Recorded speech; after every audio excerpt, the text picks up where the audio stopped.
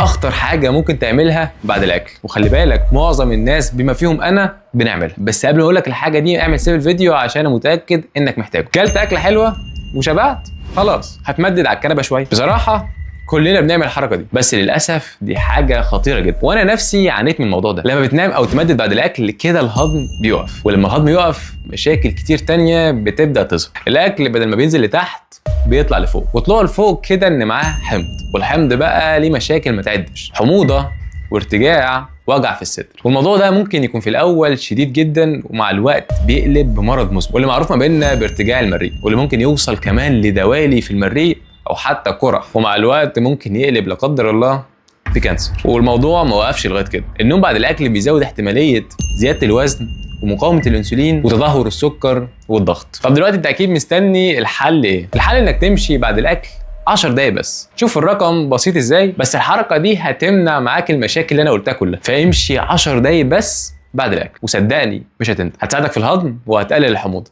وهتمنعك من امراض تانية انا لسه ما قلتهاش ومش هقولها عشان ما اقفلكش. فلو انت بقى بتنام بعد الاكل ما تنساش تكتب لي تحت في كومنت توعد نفسك من النهارده انك مش هتعمل الحركه دي تاني، وما تنساش تعمل فولو ولايك عشان تعرف معلومات اكتر عن صحتك.